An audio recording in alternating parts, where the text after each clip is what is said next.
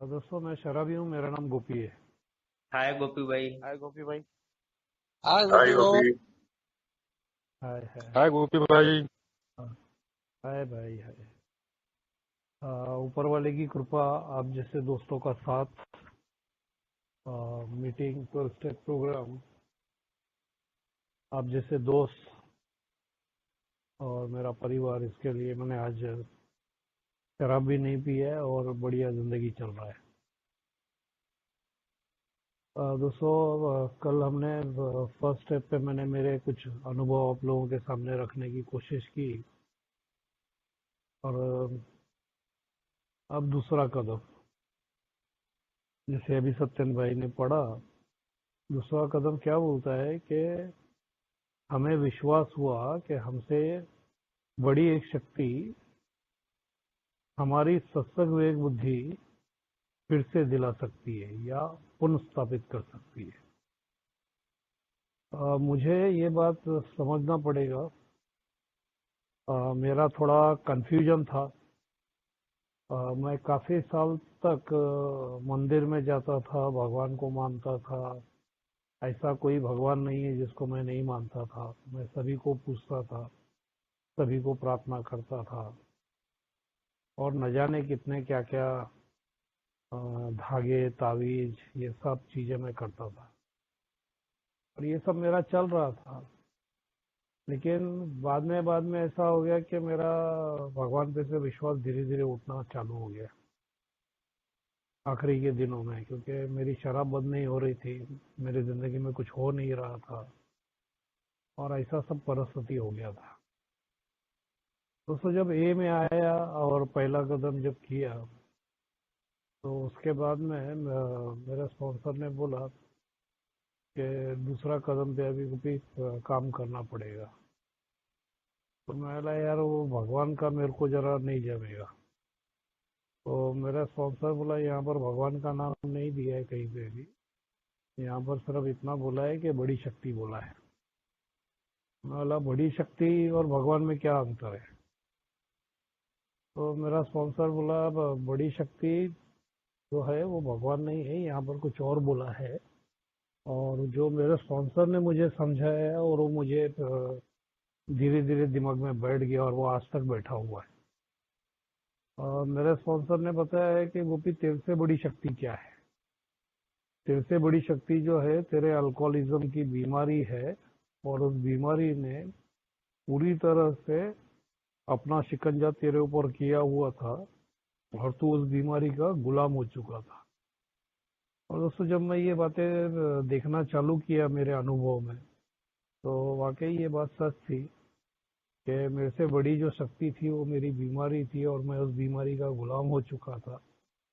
क्योंकि कई बार ऐसा होता था कि रात में ज्यादा हो जाती थी, सुबह में भयानक पश्चाताप होता था, अपराधीपन महसूस होता था, और मैं सोचता था कि मैं नहीं पीऊंगा, और दोपहर तक शाम तक अपने आप को कैसे तो भी रोक के रखा रहता था। और फिर वो जब तलब आती थी या वो जुनून आता था, ऑब्सेशन आता था, तो वो लेके जाता था। और मैंने ऐसे अपने आप को नोटिस किया है कि मैं जा रहा हूँ चलते हुए, और मन ही मन में मैं बोल रहा हूँ कि मुझे पीना नहीं है, और मेरे कदम अड्डे की तरफ जा रहे हैं। और मैं ऐसा देख रहा हूँ कि कोई तो भी चीज है जो मुझे खींच रही है वहां पर। और वहां भी जाकर मैं रुक जाता हूँ, मैं सीढ़ी चढ़ता हूँ, फिर नीचे उतरता हूँ, फिर बोलता हूँ नहीं। और ये फिर जाके फाइनली मैं उसको बोलता हूँ, ला भाई एक क्वार्टर दे। फिर खोल के भी मैं ग्लास में भर के रुक जाता हूँ, पीऊं के नहीं। फिर अचानक एक झटका आता है और मैं पी लेता हूँ, और एक टाइम मेरे मुंह को लग गई तो वो हो जाता है। और ऐसा अनगिनत बार इस तरीके से अनुभव मेरे साथ में हुए। तो ये बात मेरे लिए एकदम साफ हो गई कि मेरे से बड़ी जो ताकत है वो मेरी बीमारी है, और वो बीमारी का मैं पूरी तरह से गुलाम हो चुका था। क्योंकि जिंदगी हाथ से निकल रही थी, ये सब दिख रहा था, सब समझ रहा था, लेकिन मैं इसके ऊपर अपने आप को रोक नहीं पा रहा था। फिर मेरे स्पॉन्सर ने जो मुझे बताया है कि कोई भी वो चीज जो मुझे शराब के पहले घूंट से दूर रखे, वो मेरी उच्च शक्ति है। और दोस्तों ये बात थोड़ी सी एकदम साफ हो गई, क्योंकि उच्च शक्ति के बारे में जो मेरे मिसअंडरस्टैंडिंग था, जो गैर समझदारी थी, या मैं उसको भगवान के साथ में जोड़ने की बात कर रहा था, क्योंकि अल्कोहलिक्स अनोनिमस ये एक अंतरराष्ट्रीय सभा है, जिसे अभी सत्येंद्र भाई ने पढ़ा और बोल रहे हैं। वो दुनिया में बहुत सारे लोग हैं और सभी धर्म से, सभी जाति से लोग यहाँ पर जुड़े हुए हैं। तो यहाँ पर किसी एक धर्म का उल्लेख नहीं है या किसी एक भगवान का उल्लेख नहीं है। हाँ, एक शक्ति है और वो शक्ति काम करती है और वो समूह के माध्यम से काम करती है। तो ये जब मेरे दिमाग में क्लियर हो गया और मुझे ये बात समझ आई कि मैं जब लैब में था तो वहाँ के काउंसलर थे, वो हमेशा बोलते थे कि गोपी, ये जो बाहर जो ताला लगा हुआ है ना गेट पे, ये तेरा हायर पावर है, ये तेरा भगवान है। बोला, ताला कैसा भगवान है? वो बोलते थे हमेशा कि ये ताला अगर खुला रहता तो तू रहता था क्या यहाँ पर? तो मैंने विचार किया, बोला नहीं, मैं नहीं रहता था। बोले फिर देख, इसमें ताला लगा हुआ है ना, तो इस ताले ने तेरे को शराब से दूर रखा हुआ है। और अब जब ये ताला खुलेगा तो तू फिर ए को जा और ए को तू तेरा हायर पावर बना। तो दोस्तों, तब सुनी हुई बातें वो मेरे स्पॉन्सर ने जो बताई, और दोनों बातें मिलकर मेरे लिए थोड़ी सी उच्च शक्ति की जो परिभाषा थी वो थोड़ी सी साफ हो गई। तो कल जैसे मैं बात कर रहा था कि पहले कदम पे जब मैं समर्पण करता हूँ, क्योंकि जब तक मैं समर्पण नहीं करता हूँ तब तक मेरे अंदर से विश्वास नहीं आएगा, मेरे अंदर से चाहत पैदा नहीं होगी और मैं सुधर नहीं सकता। क्योंकि अगर ये समर्पण ही रहेगा मेरे जिंदगी में, और ये समर्पण होना ही चाहिए। समर्पण का मतलब क्या है कि मैं शराबी हूँ और मेरा बीमारी ही जिंदगी भर मेरे साथ रहने वाला है, मरते दम तक मेरे साथ रहने वाला है। मैं इस बीमारी से कभी भी ठीक नहीं हो सकता हूँ। हाँ, लेकिन इस बीमारी को एक ही मदद से, आप जैसे दोस्तों की मदद से, एक दिन के हिसाब से रोक सकता हूँ, मैं रोकथाम कर सकता हूँ। तो ये जो मेरा समर्पण है, ये मुझे जिंदगी भर मेरे साथ में रहना चाहिए। ये समर्पण में कभी भी बदल नहीं आना चाहिए। जहाँ पर समर्पण में बदल आया, वहाँ पे मेरी पीछे की तरफ सरकने की नौबत फिर से शुरू हो सकती है। दोस्तों, ये जो बात है, ये मैंने एक फिल्म देखी थी, आप सभी ने देखी रहेगी, शोले पिक्चर जो है, उसके अंदर एक जो ऐसा सीन दिखाया है कि हेमा मालिनी को पकड़ के लेके आते हैं और धर्मेंद्र उसको छुड़ाने के लिए आता है, और वो धर्मेंद्र को भी पकड़ लेते हैं और धर्मेंद्र को बांध देते हैं। और बांधने के बाद में उसको बोलते हैं कि हेमा मालिनी को बोलते हैं कि तू नाच। और वो गब्बर सिंह बोलता है कि जब तक तेरे पैर चलेंगे तब तक इसकी सांस चलेगी, और जब तेरे पैर रुके तो फिर ये बंदूक चलेगी। दोस्तों, इस बात को मैंने ऐसा अपने आप को समझाया कि जब तक मेरी मीटिंग चलेगी, जब तक मैं प्रोग्राम पे रहूंगा, तब तक मेरा निकला वो ऑब्सेशन जो है वो निकले ही रहेगा। और जब मैंने ये चीजें बंद कर डाली तो मेरा ऑब्सेशन मेरे को वापस दे दिया जाएगा। तो मेरा समर्पण मुझे कैसे दिखाई देता है कि जब मैं सुबह में उठता हूँ, उठकर बिस्तर पे ही उठ के पहले हाथ जोड़ के प्रार्थना करता हूँ कि भगवान, आज का दिन मुझे तू शराब के पहले जहरीले घूंट से दूर रख, और आज तूने मुझे दिन दिया है, तेरा बहुत बहुत तहे दिल से शुक्रगुजार। और प्रार्थना करता हूँ और फिर मैं बिस्तर से नीचे उतरता हूँ, और फिर उसके बाद में फ्रेश होकर मैं डेली रिफ्लेक्शन पढ़ता हूँ। और मैं रोज मीटिंग को जाता हूँ, मैं लिटरेचर पढ़ता हूँ, मैं स्ट्रेस प्रैक्टिस करने की कोशिश करता हूँ। और ये अगर मैं कर रहा हूँ तो ये समर्पण है मेरा। और इस तरीके का समर्पण मेरे अंदर एक चाहत को पैदा करता है, और वो चाहत ये कि अगर यार मैं ऐसा चलते रहूंगा ना तो मैं सुधर सकता हूँ, मैं रिकवरी पे आ सकता हूँ। और इसी तरीके की जीवन पद्धति से मेरे जिंदगी में एक आशा महसूस होती है कि मैं अब सोबर रह सकता हूँ। ये तौर तरीके का इस्तेमाल करके मैं चाहूँ उतने दिन उतने साल के लिए सोबर रह सकता हूँ।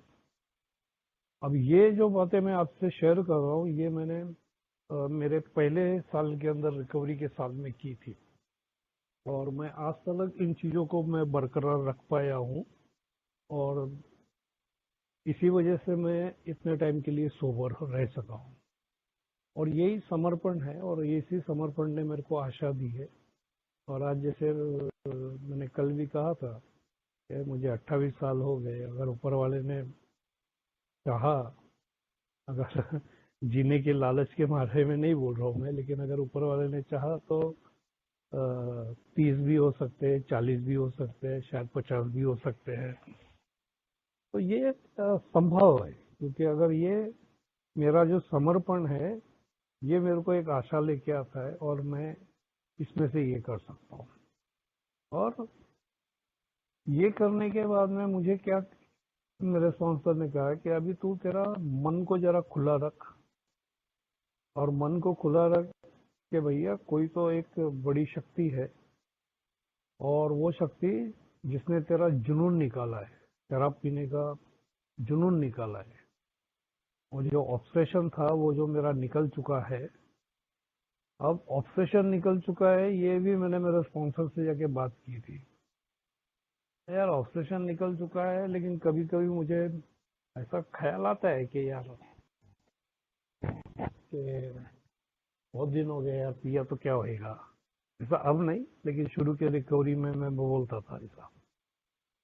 तब मेरे स्पॉन्सर मेरे को बोलते थे कि गोपी, ऑब्सेशन निकल गया, इसका मतलब ये है कि पहले जिन कारणों को लेकर तू शराब पीने की तरफ जाता था, अब तेरे जिंदगी में वैसे कारण होते हुए भी अगर तुझे पीने की इच्छा नहीं होती है, तो उसे कहते हैं ऑब्सेशन लिफ्ट। और ये जो ख्याल आते हैं वो आते रहेंगे, क्योंकि हम शराबी है, इतने साल हमने शराब में बिताए हैं, तो उस तरीके के ख्याल आएंगे। लेकिन उस ख्याल पे अमल करने की जरूरत महसूस नहीं होती है, या फिर हमारा इरादा नहीं रहता है, या फिर मैं करूंगा तो उसके क्या परिणाम हो गए ये भी मुझे अच्छे तरीके से मालूम है। और वो मुझे पागलपंती करने की जरूरत नहीं है। तो ये बात एकदम थोड़ी सी क्लियर हो जाने के बाद में मेरे को एक बात समझ में आई। यार ये जो बोला है ना कि हमें विश्वास हुआ, कैसे विश्वास हुआ मुझे? क्योंकि मैंने मीटिंग में देखा आप जैसे दोस्तों को, कोई बोल रहा है मैं इतने दिन से सोबर है, कोई बोल रहा है मैं इतने महीने से सोबर है, कोई बोल रहा है मैं इतने साल से सोबर है। और ऐसे अनेक साल वाले लोगों को देखे थे मैंने। जब मैं पूना में मीटिंग करता था, जब मैं नया नया था, तो तभी वहाँ पर हाईएस्ट जो सोबरिटी वाले लोग थे उस टाइम पे 17 साल, ऐसे कोई 30 साल, काफी ओल्ड टाइमर भी थे ऐसे जो बम्बई से आते थे। वो लोग बताते थे 25 साल 30 साल। तो मुझे बहुत ताजुब होता था कि अरे बाप रे, इतना साल इस बंदे ने शराब नहीं पिया। तो मुझे भी धीरे धीरे ऐसा लगता था कि यार जैसे ये लोग कर सकते हैं ना, वैसे मैं भी कर सकता हूँ। तो ये जो उच्च शक्ति है, ये मेरे जीवन में मीटिंग के माध्यम से आप जैसे दोस्तों की शेयरिंग सुन के ये जो मुझे आशा मिलती है कि जो पहला कदम मुझे बोलता है कि आई कांट, मैं नहीं कर सकता, पर हम कर सकते हैं। तो मुझे भी ये धीरे धीरे ये बात एहसास होने लगी कि अगर मैं अ, आप जैसे दोस्तों ने जो भी मुझे बताया है, और मैंने ऐसे ऐसे लोगों की शेयरिंग सुने थे कि जिनके घर के अंदर शराब का धंधा था, बीवी भी पीती है, वो बंदा भी पीता है, और वो बंदा ए में आ गया है, और वो सोबर है, बीवी पी रही है, और घर में शराब का धंधा है, और वो बोलता है कि मेरे खटिया के नीचे शराब का फुग्गा रहता है, गिरायक आते हैं, बीवी देती है, और मैं ऊपर ही बैठा रहता हूँ। तो ये जब अनुभव मैंने सुने तो मुझे लगा यार ऐसा तो कुछ मेरे साथ में तो नहीं है। तो ऐसा जो आप जैसे दोस्तों की वो शेयरिंग शेयरिंग सुनते गया, और उससे मुझे धीरे धीरे पता चला कि यार जब ये लोग कर सकते तो मैं भी कर सकता हूँ। और जैसे अपने एम में पहले बताया जाता है कि भाई वो जो हाउ का प्रोग्राम है वो मुझे करना पड़ेगा, तो मुझे ऑनेस्टी मेरे अंदर लानी पड़ेगी। और ऑनेस्टी अभी यहाँ पर सेकेंड स्टेप में मुझे क्या ऑनेस्टी लानी है, तो मैं उच्च शक्ति के बारे में क्या विश्वास करता हूँ या नहीं करता हूँ, जो कुछ भी है, ये लोगों को लगना चाहिए इसलिए नहीं, मुझे जो कुछ भी लगता है ये मैंने बोलना चाहिए ईमानदारी से कि यार उच्च शक्ति मेरे जीवन में काम कर रही है या नहीं कर रही है। और कभी कभी ऐसा मुझे एहसास भी होता था, लगता भी था कि यार शायद मैं ऊपर वाले का प्यारा नहीं हूँ, बाकी लोगों के साथ ऊपर वाले की कृपा शायद ज्यादा है। तो दोस्तों मैं इस बात में थोड़ा सा कंफ्यूज रहता था, और मैं बोलता था कि नहीं मैं मानता हूँ, लेकिन वो बहुत से टाइम पे मैं झूठ बोलता था। तो मेरा स्पॉन्सर बोला कि यार जो भी तेरे को लगता है तू बोल। और बातें ऐसी थी जब मेरे रिकवरी के शुरुआती के जो दिन थे वो बहुत ही आर्थिक परिस्थितियों में बहुत बेकार थे। मेरा ऐसा गंदा परिस्थिति रहता था कि मैं सिर्फ 2 वक्त का खाना खा सकता था, घर का भाड़ा, घर का खर्चा उठा सकता था, मतलब स्वावलंबी था, लेकिन मैं 10 रुपया भी बाजू में सेविंग नहीं कर सकता था, ऐसी कुछ मेरी परिस्थिति थी। और मैं देख रहा था लोग मीटिंग में आ रहे थे, और कोई बंदा आया वो सोबर हो गया, वो बोलता है कि 1 साल के बाद मेरे को मेरे बाप ने मोटरसाइकिल लेके दी, और ये मेरे लिए स्पिरिचुअल एक्सपीरियंस है कि देखो आज तक मेरे पिताजी ने मेरे लिए साइकिल भी नहीं ली थी, लेकिन अब मैं सोबर हो गया तो मेरे को ये लेके दिया। तब मुझे ऐसा लगने लगा कि यार शायद यार ये ऊपर वाले की कृपा ना मेरे ऊपर ठीक तरीके से नहीं है, दूसरों के ऊपर शायद ज्यादा है। तो ये जो भी बातें मेरे अंदर थी, जो धारणा थी मेरी उस शक्ति के बारे में, ये मुझे खुल के मीटिंग में शेयर करनी चाहिए। और जब मैं मेरे स्पॉन्सर से बातचीत करने लगा तो मेरे स्पॉन्सर ने मुझे समझाया है क्योंकि चिंता मत कर, तेरा भी दिन आएगा, तेरा भी टाइम आएगा, और जब सही वक्त आ जाएगा तो तुझे भी सबसे सही चीज सही टाइम पे मिल जाएगी। और मैं सोच रहा था कि यार अभी मेरे लिए शायद सही टाइम है। नहीं, इसीलिए बोलते ना ये जो चीज होती है वो ऊपर वाले के टाइम पे होती है, सही टाइम पे होती है। और दोस्तों ये बात मेरे स्पॉन्सर ने मुझे ऐसा समझाई, मुझे कहा कि आज मैं देखता हूँ, आज मेरा भी अनुभव ऐसा ही है कि आज मेरी लड़की है जो कि 15 साल की है, हाइट वाइट अच्छा है उसका, मेरे ऐसे ही हाइट है। जब मैं इंसान होकर ऐसा सोच सकता हूँ मेरे के बारे में, वो जो परम पिता है वो मेरे बारे में सोच रहा है। अब ये जो मेरे स्पॉन्सर कह रहे थे इसको खुले मन से मुझे अपनाना चाहिए। और ये मैंने थोड़ा वक्त लगा मुझे, लेकिन मैंने वो बात को अपनाया है कि नहीं यार ठीक होगा। और मेरे लिए इतनी अच्छी बात यह है कि यार मैं तो मर सकता था, मैंने को जिंदा रखा है, और जरूर उसका कुछ तो भी मकसद है, उसका कोई तो भी मेरे बारे में का प्लान है। और ये मेरे को समझना पड़ा।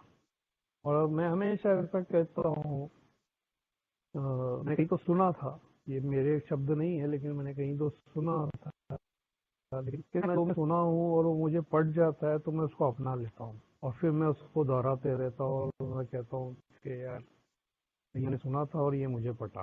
तो मैंने कहीं तो सुना था कि मैं जिस तरह से शराब पी रहा था और जिस तरह से जिंदगी जी रहा था उस हिसाब से मैं कब का मर जाना चाहिए था। लेकिन मैं मरा नहीं। मैं मरा नहीं। क्यों नहीं मरा मैं? तो ऊपर वाले को मेरी मौत मंजूर नहीं। ऊपर वाले को मेरी मौत मंजूर नहीं थी, तो ऊपर वाले को मेरा जीवन चाहिए था। और जीवन चाहिए था तो वो जीवन कैसा चाहिए था? बस मतलबी, स्वार्थी तो नहीं। मुझे अब जो जीवन चाहिए था वो निस्वार्थ जीवन चाहिए था। क्योंकि मेरा सबसे गंदा जो पागलपन है वो शायद मेरे स्वार्थी बने के अंदर दिख के आता है। और वही हाउ का जो तीसरा पार्ट है जो कहता है कि विलिंगनेस, के बदलने की तैयारी। अब दोस्तों मेरे अंदर वो बदलने की तैयारी के लिए ज़्यादा वक्त नहीं लगा, क्योंकि मैं मेरे पुरानी जो मेरी जो तैयारी थी, पुरानी जो मेरी इच्छा थी, मैं उस इच्छा से इतना थक चुका था कि अब मैं नया कुछ भी करने को तैयार था, कि मेरे को वो चीज़ की तरफ नहीं जाना है। तो मेरे लिए एक बात साफ हो गई कि ये हाउ का जो प्रोग्राम है जो मेरे को कहता है कि ऑनेस्टी, ओपन माइंड और विलिंगनेस। तो ऑनेस्टी से मुझे ये बताना चाहिए कि मैं हायर पावर के बारे में क्या सोचता हूँ, क्या नहीं सोचता हूँ। ये दूसरा, कोई अगर मुझे कुछ बताता है, मेरा स्पॉन्सर या कहीं से मैं सुनता हूँ, तो मैं तब तक उसको मना नहीं करूंगा जब तक कि मैं उस चीज को आजमा के देखता नहीं हूँ और मेरा खुद का तजुर्बा होता नहीं है। और तीसरा जो ये विलिंगनेस की जो बात कही है कि मेरी बदलने की जो तैयारी है, वो तैयारी मेरे अंदर वो होनी ही चाहिए।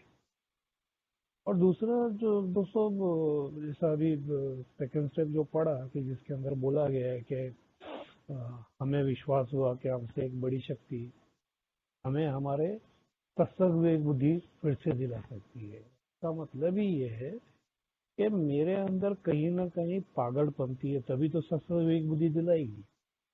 और जब मेरे स्पॉन्सर ने मुझे कहा है कि गुपी तेरे को पागलपन से दूर रहना है, तो तब के मेरे विचार ऐसे थे, मला यार ये प्रोग्राम है या क्या है? ये अजीब ही प्रोग्राम है। पहले तो बोलता है यार तू बीमार है, फिर बोलता है तू शराबी है, फिर बोलता है तू उसके सामने हद बोले, फिर बोलता है कि तेरा जीवन अस्त व्यस्त हो गया है, अभी बोलता है कोई तो भी उच्च शक्ति तेरे को बचा सकती है, और अभी फिर बोलने लगे कि तेरे अंदर पागल है तू। मतलब क्या मैं किसी एंगल से पागल लगता हूँ क्या? क्योंकि क्या है ना दोस्तों, मेरे ऐसे शराबी का पागल के बारे में कुछ मेरी धारणा रहती है। मैंने फिल्मों में पागलों को देखा रहता है, या तो फिर मैंने किसी रास्ते पे एक गंदे आदमी के जैसा बेचारा घूम रहा है महीनों से, या पता नहीं कितने कितने महीनों से उसने शायद नहाया नहीं है, पूरा गंदा है, कुछ भी कचरा उठा के खा रहा है, कुछ कचरा जमा करके रखा हुआ है। हाँ, मैं शायद इस तरीके का पागल नहीं हूँ। मैं नहाता धोता हूँ, मैं अच्छे कपड़े पहनता हूँ, मैं दाढ़ी बनाता हूँ, मैं बाल बनाता हूँ, मैं लोगों से बात भी ठीक तरीके से करता हूँ। लेकिन पागलपन कहाँ है? तो पागलपन मेरे दिमाग के अंदर है। ठीक? मुझे ये देखना पड़ेगा। और मेरे स्पॉन्सर ने मुझे बताया, बोलते थे ये गोपी, पागलपंती का मतलब है इंसेन। इंसेन मतलब पूरा पागल। तो तू ऐसा पूरा पागल है ऐसा नहीं है, तेरे अंदर कुछ कमियां हैं, तेरे अंदर कुछ अधूरापन है, और उसको शायद यहाँ पर पागलपंती कहा है। तो दोस्तों वो चीज मैं देखना जब चालू किया तो मुझे धीरे धीरे एहसास हुआ कि नहीं यार, मैं कोई परिपूर्ण नहीं हूँ, मेरे अंदर कुछ कमियां हैं। और इसी को ये जो पागलपंती कह रहे हैं। अभी दोस्तों कैसा है ना, असली पागलपंती मेरी दारू पीने के टाइम जो हुई थी वो तो थोड़ी बहुत हुई थी। लेकिन असली पागलपंती मेरी कब चालू होती है? जब मैं शराब बंद कर देता हूँ।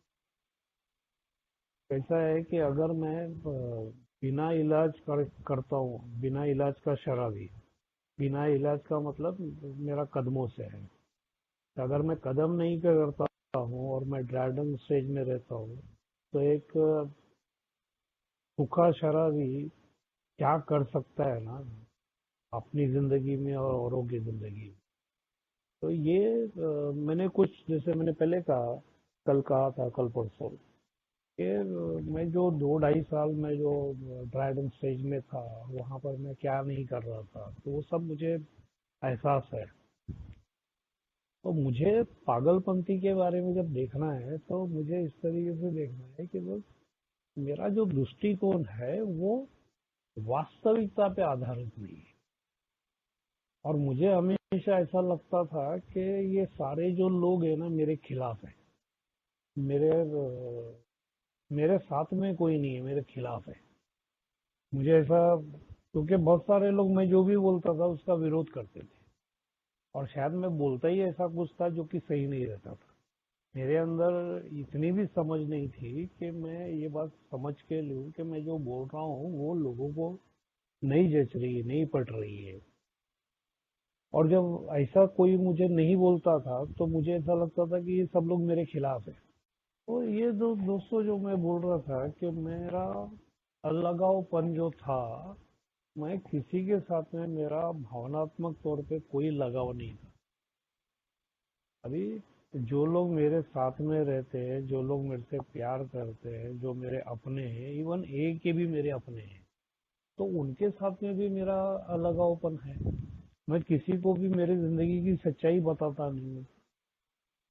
तो ये जो है ना, मेरे हिसाब से ये बड़ा पागलपन है कि मेरे, अगर देखा जाए, मैं जैसा हमेशा कहता हूँ कि अगर कोई साइंस आगे चल के टेक्निक बनाएंगी, जैसे छाती को ईसीजी का मशीन लगाते हैं, अगर समझो मेरे ब्रेन को अगर ऐसा कुछ मशीन लगाया जाए ईसीजी टाइप, और वो जो ग्राफ बनता है और उससे कुछ शब्द तैयार किए जाए और उसको वॉइस में कंट्रोल कन्वर्ट किया जाए, तो लोग बोलेंगे कि यार ये पागल है। क्योंकि आज भी देखा जाए तो कई बार जो मेरे अंदर विचार करते रहता हूँ वो बहुत से टाइम पे इनराशनल ही रहते हैं, अवास्तविक ही रहते हैं, जिसका वास्तविकता के साथ में कुछ ज्यादा संबंध नहीं रहता है। और ये कब, तो आज काफी साल के सोबराइटी के बाद में भी इस तरीके से होते रहते हैं। तो ये जो पागलपंती है ये मुझे देखने है, क्योंकि मेरे जो विचार है वो कई बार, कई टाइम पे वो वास्तविकता के अनुसार नहीं रहते हैं। अच्छा, दूसरा एक ऐसा है कि मुझे, मैं खुद पागल हूँ इस बात को समझने के लिए ज्यादा टाइम नहीं लगता है।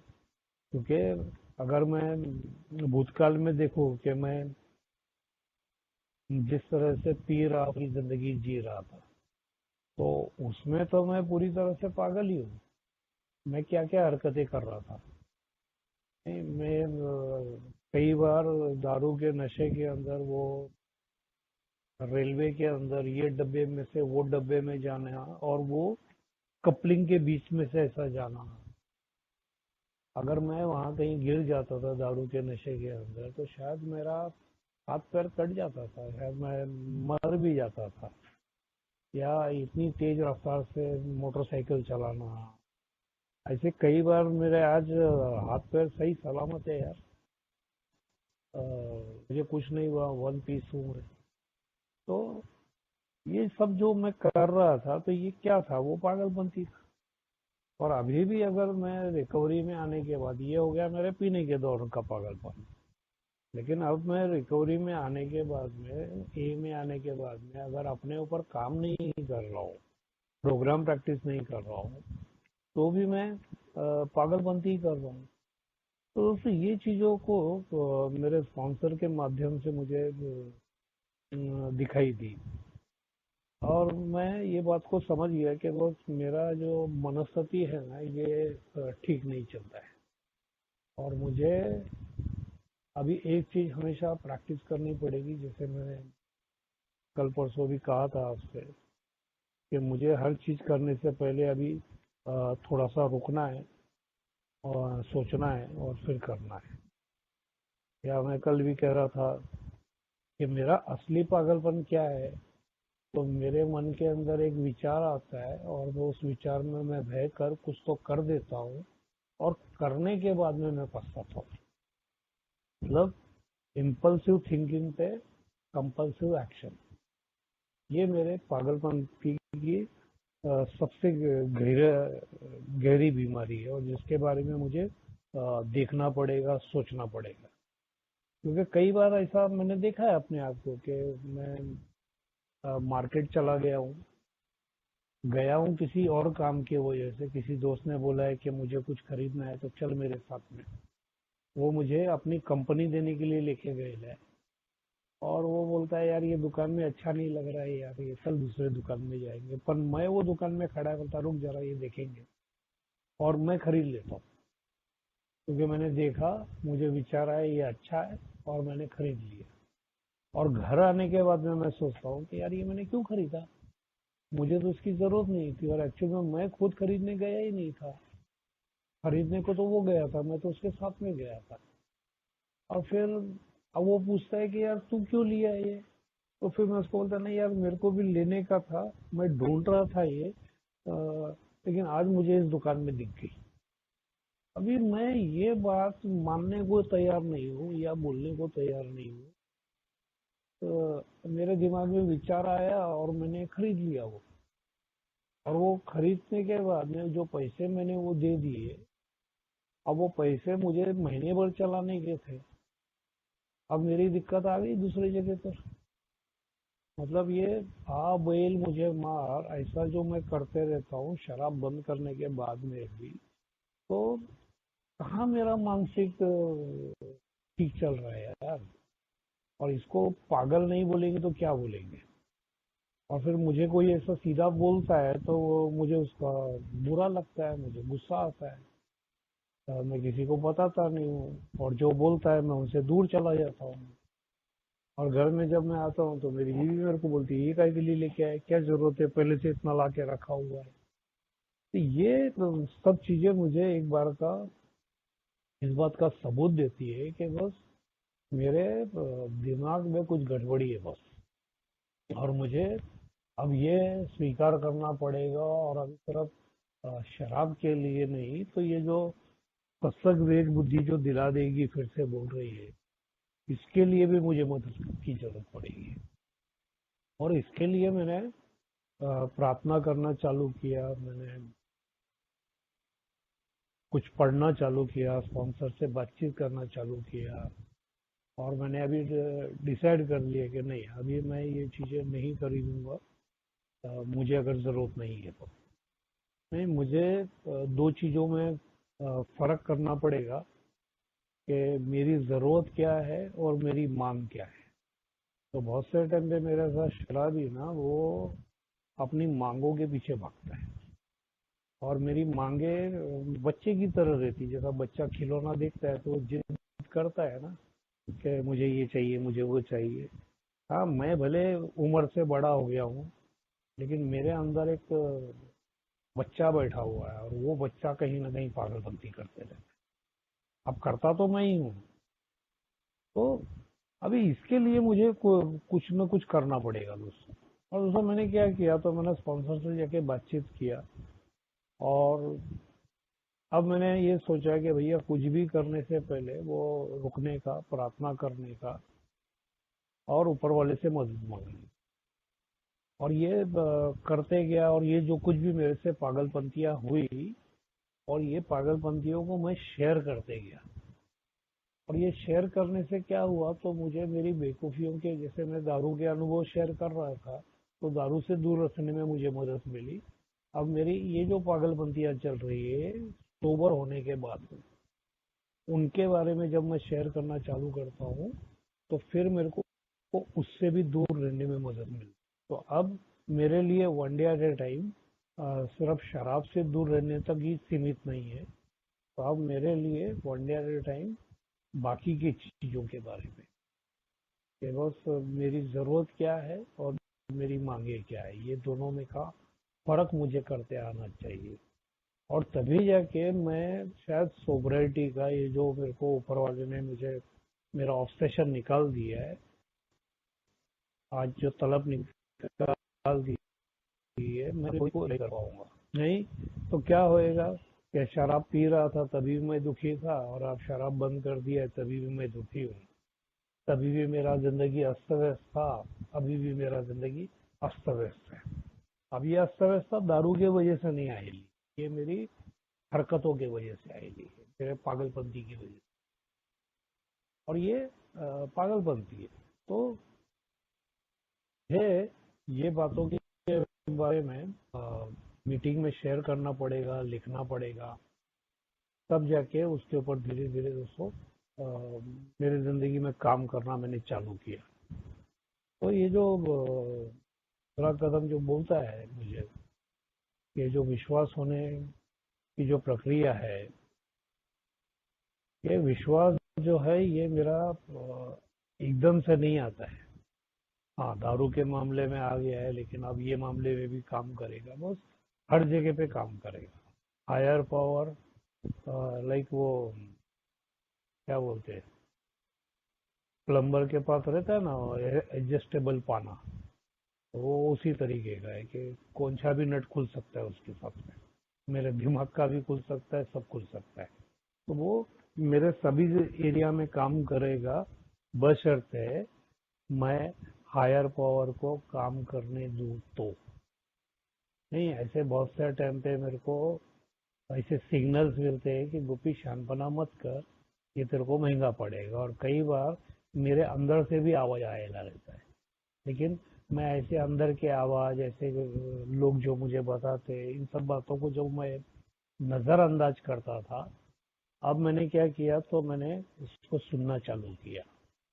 और इसको सुनने के वजह से दोस्तों हुआ ये कि अब मैं ऐसी सब चीजें नहीं करता हूँ।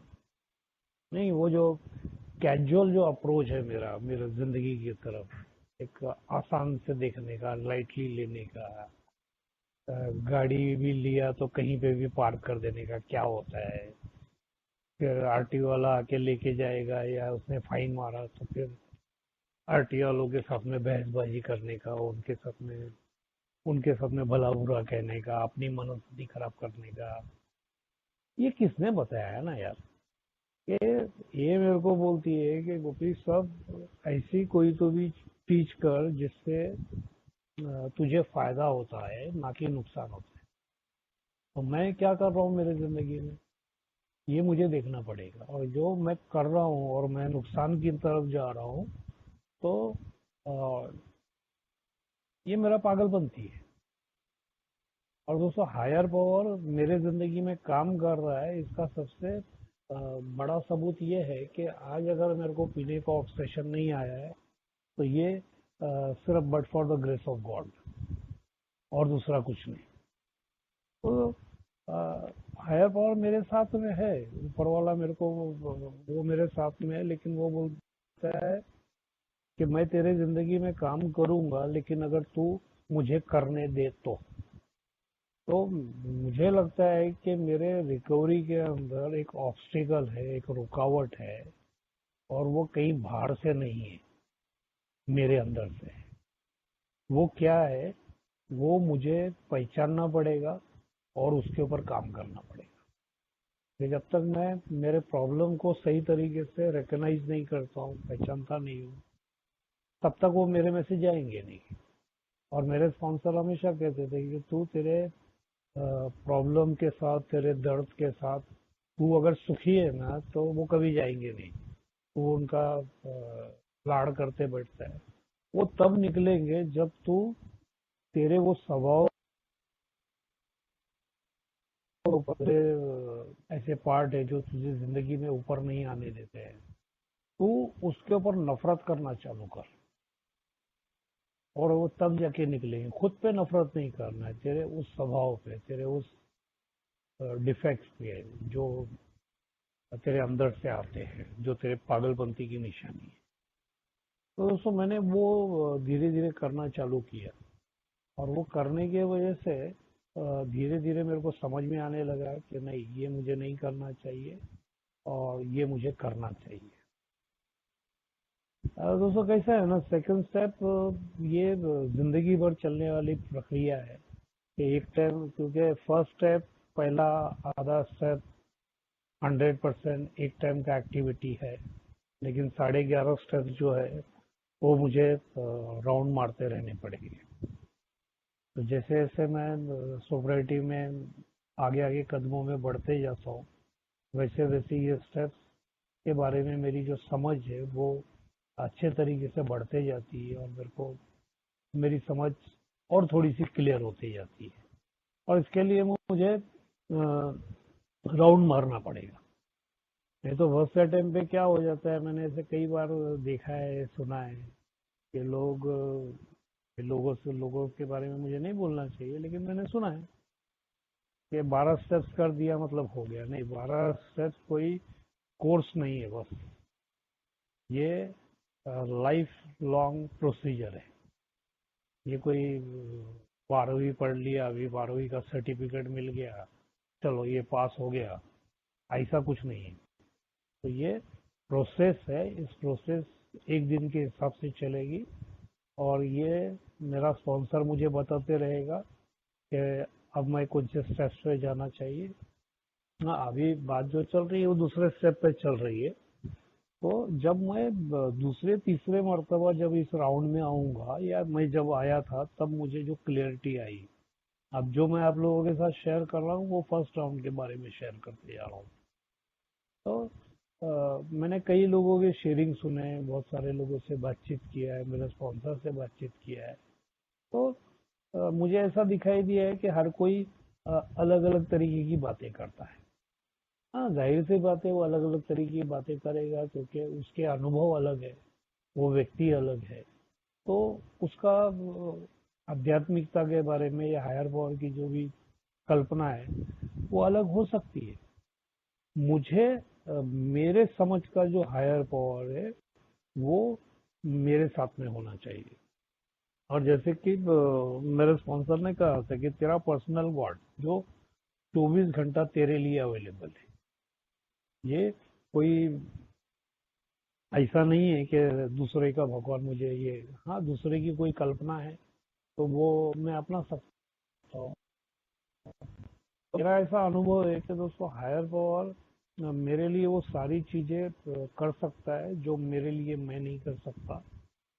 और दूसरा जो बोला गया है, हमने कई बार सुना है के अंदर, वो चीजें मेरे लिए वो नहीं करेगा जो मेरे लिए मैं कर सकता हूँ। तो यहाँ पर ये दोस्तों जो मैं कर सकता हूँ वो मैंने करना चाहिए। मैं क्या कर सकता हूँ, मैं लिटरेचर पढ़ सकता हूँ, मैं क्या कर सकता हूँ, स्पॉन्सर से बात कर सकता हूँ, मैं क्या कर सकता हूँ, मदद मांग सकता हूँ, मैं क्या कर सकता हूँ, प्रार्थना कर सकता हूँ, नहीं, मैं शेयरिंग कर सकता हूँ, ये सारी चीजें मैं कर सकता हूँ। ये अगर मेरा काम मैंने किया तो जो मैं नहीं कर सकता हूँ वो चीजें मेरे जिंदगी में ऊपर वाला अपने आप ये करना चालू करता है।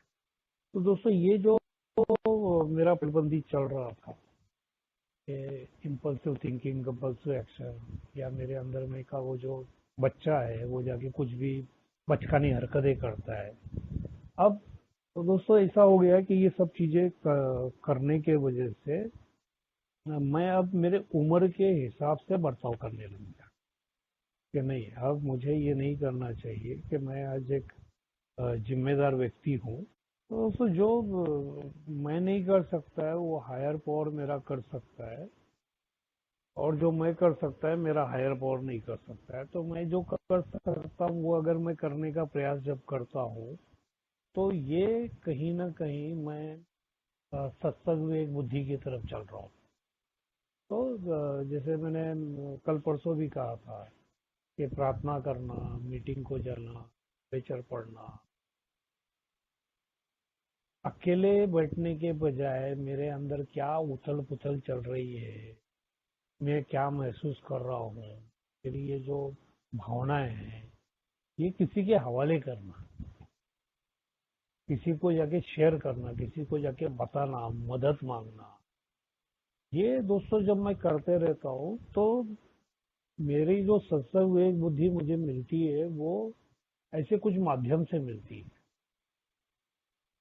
मीटिंग जाना, लिटरेचर पढ़ना, मदद मांगना, शेयरिंग करना, सर्विस करना, क्योंकि ये सारी चीजों से मुझे मेरे जिंदगी का रियलाइजेशन होता है। और वो रियलाइजेशन मेरे को कहीं ना कहीं सत्संग विवेक बुद्धि की तरफ लेके जाता है। सत्संग विवेक बुद्धि का मतलब ऐसा है मेरे लिए कि मैं जो कुछ भी करूंगा उससे मेरा नुकसान नहीं होगा और किसी और को तकलीफ नहीं होगी। ये जब मैं करना चालू करता हूँ तो वो सत्संग विवेक बुद्धि मेरे जीवन में धीरे धीरे धीरे आना चालू हो जाती है। सॉरी।